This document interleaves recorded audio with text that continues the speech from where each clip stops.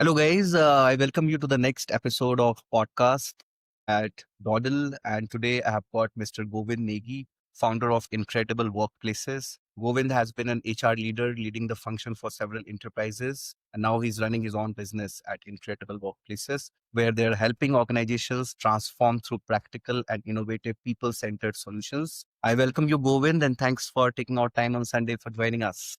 Thank you, Rishikesh, for inviting me. And I'm really excited about this conversation, particularly because it's going to help the audience in multiple ways that they can support their own business.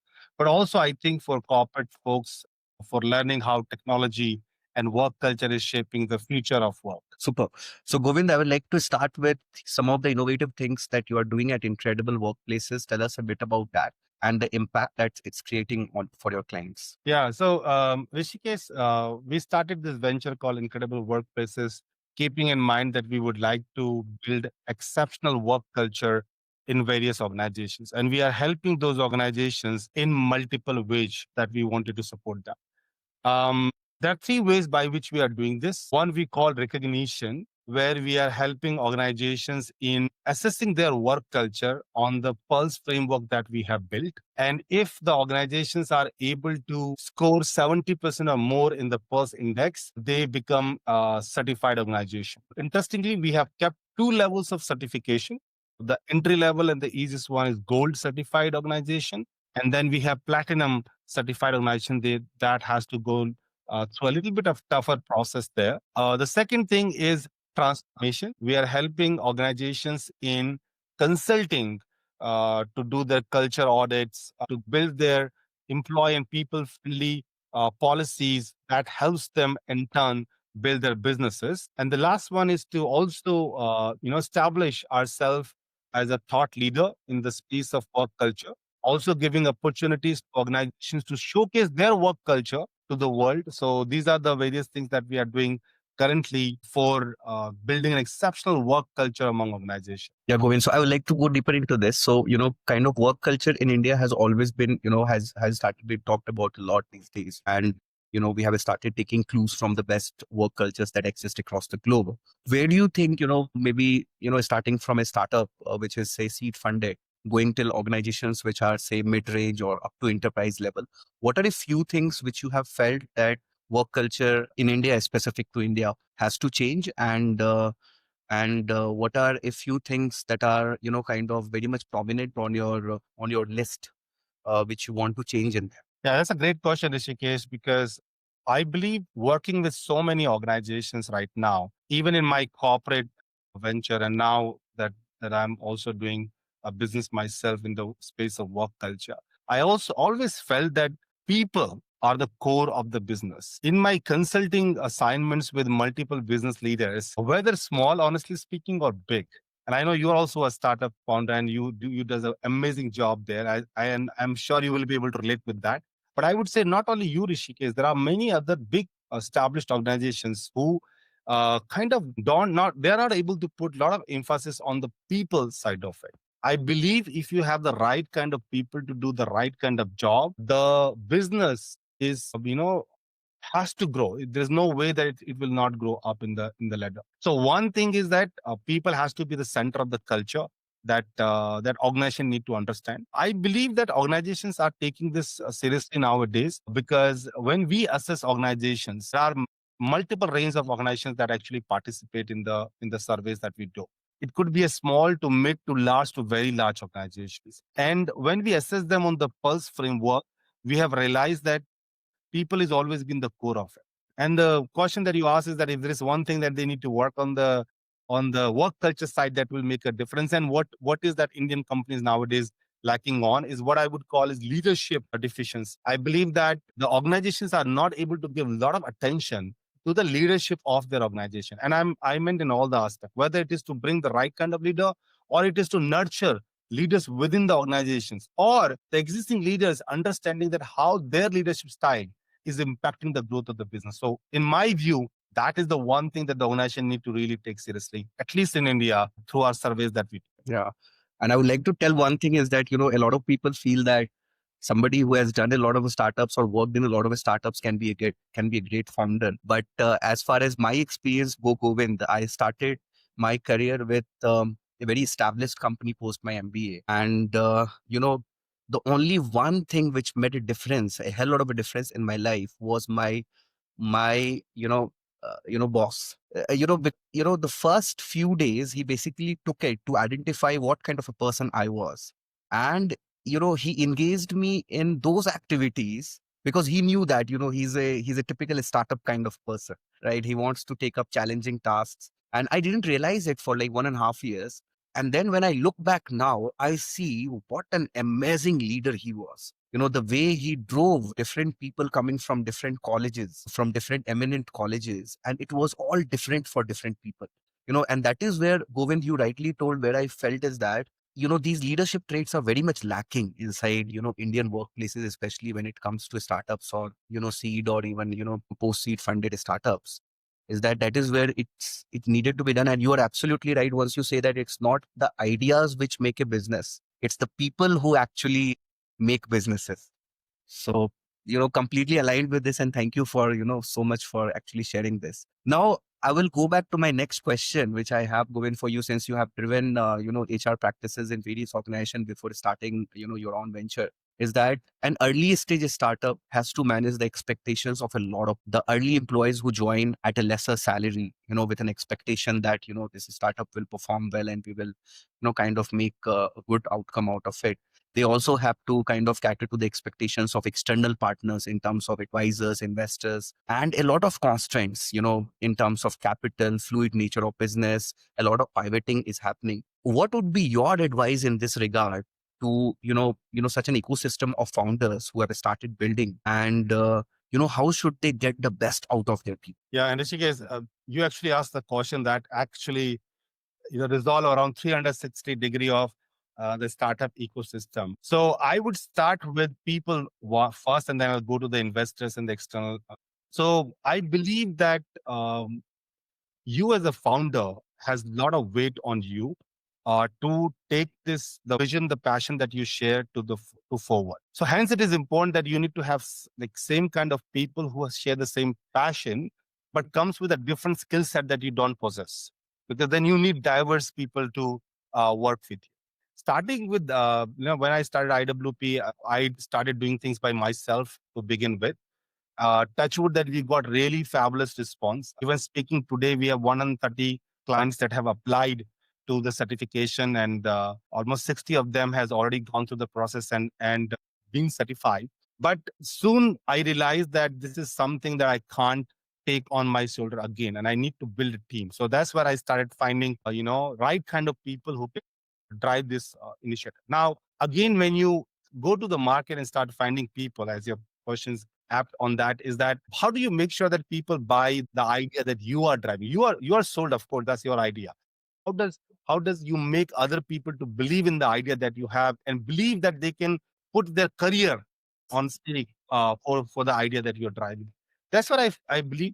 Honesty and transparency comes very handy. We don't have to say things which are not true, because as a founder, we need to understand that we need those people on to be on board, but these people also have some aspirations from their own career. So we have to kind of make sure that both matches. I would say it's not going to be easy task. It's the most difficult task. Again, we have constraint to the salaries also if you are not funded organization. So you need to find the best of the best. You need to find the people who are passionate, but at the same time, you also have to have an expectation of the salary at the early stage, unless you go into an investment mode. So that's one advice that I will give. The second, from the investor perspective, my advice is never go for investment if you don't need investment. There is a rat race among founders that we need investors and things like that. I think if you don't need it, don't go for it. Number one, because as much as equity that you can save for yourself, just do that. Otherwise, when you really need the funding and when you really need to give the equity, at that point in time you will realize that in the beginning you should have not been that desperate to throw the equity at the early stage. But if you do need the investment or finances, my advice will be to not to only have people who can give you fund, but try to see if if you find investors who really add value to your business along with the funding. And that value can be in form of resources, connections, advice, all those things that you can look at. So these are the prominent thing. And again, honesty and transparency again play a very important role. You can't just lie to your investors because that doesn't go long way. So if you're playing a long vision game, then try to be transparent with your investors. Last on the external parties, and I would call them business associates. Business associates are equally important as your employees and investors. You should have a like-minded investors, business associates in your those who really believe in the idea that you have. But more than just having business associate, it is important to have a regular touch base with them so that it's not just an agreement that two parties had and then you forget about it. There has to be a regular, at least a weekly sync where you guys are talking about what are the new updates and how the business is changing, what are the development in the business, so that your business associate are able to mirror the right picture of your business and the developments that are happening in the business to the potential clients are coming. So these are the three key elements and pillars of any business, and this is how I feel so far that you should be managing them. You have so well explained it in such simple words, Govind, like which I think an MBA HR book will take 4 or 5 chapters. Govind, so as you know that at Dawdle, what we are trying to do is that we're trying to use the power of human expertise and AI to basically kind of connect the right technology partners with the enterprises who are looking for technology transformation. So, in this aspect, I would like to ask you that since you have been working with so many startups, so many companies, evaluating them on various grounds, for your own company, what are a few, technology advancements that, you are seeing in the coming 5, 10 years, which are going to take up the HRS space, you know, quite a lot? Yeah, and Rishikesh, I'm a big fan of technology, first of all. I believe that technology can be an enabler to turn around your business. So every single business need to think about technology. And I think the platform that you have built is really doing the same thing. So there is one that you need technology, that's one. But finding the right match for your business is the most difficult job for any organization. Like you just can't blindly go and have a technology and then start thinking that this technology will transform your business. You need to apply your mind to see what makes a lot of sense for you. And that's where I think your expertise come in picture because you can support that. So that's first thing. And I believe that both technology and human angle is important. I spoke not about people. I'll talk about a little bit on technology side of it. All the startup, the companies we are evaluating, even incredible workplaces, we are using technology a lot in assessing our organization's culture. And not only that, we are also producing a lot of reports on the surveys that we are conducting. We are analyzing those surveys and we are giving the key points to the organization on what can they do to make their culture go exceptionally well, right? And you know what, Rishikesh? Of course, there is a human angle to it, but we do use technology at the first place. The first layer is technology. The technology should give us what the technology thinks are the things that the organization should be able to do, and then the human angle comes. We look at the report and make sure there is a humanization of that too, that we are giving the right kind of advice to our organization. Similarly, any business that is using technology nowadays are ought to be flourish.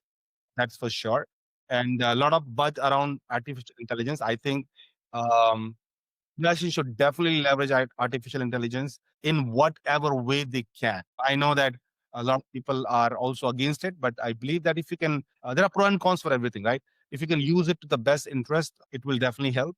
And I think your organization is doing fabulous job in making sure this is happening. And I think the businesses should definitely take the leverage of what you guys are doing right. Absolutely, Govind. And so AI works the best when you have, some expertise backing it up. So, that is what our goal is to kind of use the expertise which is already there inside the industry. Because somebody like you who has done so many technology implementations in the past, right? If that knowledge is clubbed with something, say AI, it can do wonders, especially from the buyer side, because you will see a lot of HR tech platforms coming up, tools coming up. So what we have seen is that the problem is more on the buyer side. The buyers are quite a bit confused, which technology partner they should have. And as per the Gartner report, you would see that 3 out of 5 enterprises regret their tech buying decision within 12 months of I couldn't agree more to you, Rishikesh here. And I've seen many tech failing. One, because they did not do the right kind of evaluation at the beginning. And second, there is no leadership, guts to implement it across the organization. So they lose the focus when they start implementing it. So yeah, couldn't agree more. Absolutely. And Govind, Incredible Workplace is more focused on Indian companies, or it's across the globe? Now, yeah, the idea is to go global. Currently, majority of our clients are in India. We're India-based company. We are going to be global. I can tell that I have very good conversations going on with various global partners who are more than happy to take this initiative globally. So maybe next time when we meet, maybe there is some news that I would love to share with you. But yes, the intent is absolutely go global. Right now, the focus is in India. Great. So I think we have already covered the questions, but I think we can. Do you have any advice, like any other questions that? I think that there was a question on burnout. I think it was a very Yes, good yes, question. Yeah. yes. That was really good questions. Great, Govind. You explained it pretty nice, and thank you so much for all the knowledge that is coming out on this podcast. This is going to be very useful for the people who are watching it. Now, finally, Govind, I would like to pick up your brain on the burnout issue. A lot has been talked about on social media. A lot has been, kind of exaggerated also by, a few leaders talking about 9 hour, day, or 90-hour work shift. So I would like to, I do understand that there is no silver bullet to fix this. But however, your experience in managing people and transforming organization should be of immense value to us. So, if you could shed some light on this, how should organization handle burnout issues? What is it all about? And yeah. I think Rishikesh, you said it right. There's a lot of buzz and noise around this on social media, and this issue will always be like that because we need to understand that somebody getting burnout or somebody being workaholic or somebody being like the concept of the work-life balance is very very individual. So let's say um, Rishikesh love to work 12 hours a day. Maybe Owen just love to work only 6 hours a day. So this is our personal choice, right? This is what is important for us, right? You enjoy working, you enjoy building something. I enjoy doing 6 hours the work, and then maybe the rest of the time I want to spend on my hobbies. I think the organization need to understand this. There is a personalized angle to it, right? You will find people who will uh, talk in favor of this, and there will be people who will talk against it. If you ask me personally, I love to work. Like I kind of put myself in workaholic, but I at the same time wants to do the work that my organization need me to do. And that's where I think the comes the power of delegation, especially for those who are people manager, right? As a people manager, I think we need to make sure that we are know what to delegate, and we should know to give right kind of resources and training to our team members to make sure they're able to execute that delegated work. So this is the advice for the leaders. I think being micromanager does not work at all. It actually burns you out. It freaks you out, and also at the same time because your own frustration transforms to your team members, and they also feel burnout and frustrated. So I think as a leader, it's our responsibility to make sure that we follow delegations and we just keep ourselves calm. The second thing I would say is that it's a very simple concept of time management and prioritization. A very simple concept, right? If you are able to do, you can use the whatever style you want to use for your time management. You want to use technology, you want to use very simple paper, pen, diary style, whatever style makes sense to you, but use some mechanism of time management. And it is true also for individual, players, the people who play individual role in the organization. So if you are able to manage your time, prioritize your things, do things in a proper way, I think this issue of burnout does not come. The thing is that we are not ourselves very disciplined, ourselves not able to manage our time properly, and then we say that we are feeling burned. This will ought to come if you are everywhere. All the work is scattered. You don't know what to pick when. It will definitely ought to happen.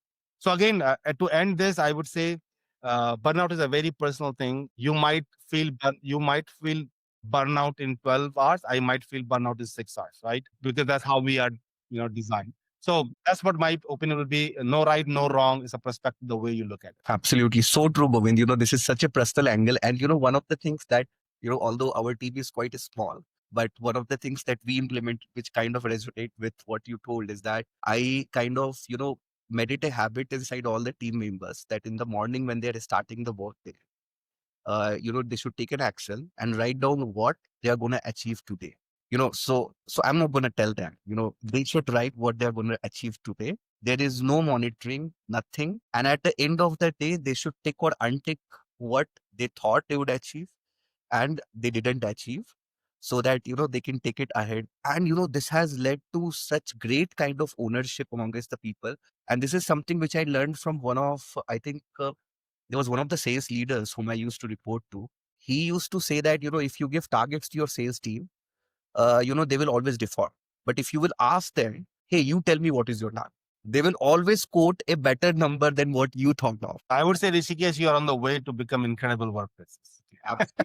We will grow forward, and we surely look forward to having your guidance with us, because you have worked with so many HR leaders, you have guided so many people, and you are doing such a fabulous work in making sure that the work culture across organizations in India improve. People love working there. And work life balance, as you told, is kind of a personal thing. And organizations do understand this point as well. There is no one way to manage all the employees. There are multiple ways to kind of, you have to have a personalized approach. Likewise, when you sell a software, you have a personalized approach to every buyer. So Correct. similarly, you should have that with all your employees. Any last thoughts, Govind, you'd like to give to all those early stages startups, especially the founders who have been building in the space of HR tech or in the domain of HR? What should be their strategy? Like, what are the problems that they should look forward to solve, and how should they go about this? Yeah. So Rishikesh, I always say this thing that if you have to build a business, give 1,000 days to that business. You just can't build businesses in a couple of months. You might be lucky if you're able to do that. It's a journey that a founder will enjoy. It's the journey that people who connects with those founders at the beginning level will enjoy. I think it's a journey. Take it like a journey. You will have up and downs depending upon your decisions that you have made, good decisions, bad decisions. But I think one of the things that you asked was very, very prominent. You asked a question on how to manage like people, investors, external parties, clients, like those, so many stakeholders are there in a business. So I think it's an art to manage all of them. So learn about how to manage those stakeholders, because that's the job of a founder, right? Who else will do this? You're supposed to manage all those different stakeholders. So it's going to be a journey. It's going to be an awesome journey. I would also say leverage technology as the best way you can, because that's the fastest way you will be able to achieve things. Gone are the days when you have to do everything by yourself, and technology will be a key. Not for everything, technology could be a solution, but for many things, I believe technology could be an answer. So invest in technology. I'll tell you the investment will is worth doing so. And at the end, I would say just be consistent, move forward, enjoy the journey, right? Yeah. And at last, I would like to end it with, what you told, 1,000 days, is that if you want to achieve success, which is sustainable, kind of build it in a longer term. If you have to become Kalam, you have to invest 30 years in rocket science. If you have to become Govind Negi, you have to invest 25, 30 years inside the same domain. But if you want to become some influencer who goes up and down within a matter of hours, then it's a different choice altogether. Thank you Yeah. so much, Govind, for joining us. And thank you so much for your viewpoints. It's always an immense pleasure for me to keep on taking your guidance on what we are building. And we look forward to hosting you again. Yeah, Rishikesh, thank you very much. And all the best to what you're doing. Is really in need of art, not only for startup, but I would say for many established organizations today. And I wish you, your team, and your initiative all the best for the future. Thank you so much, sir.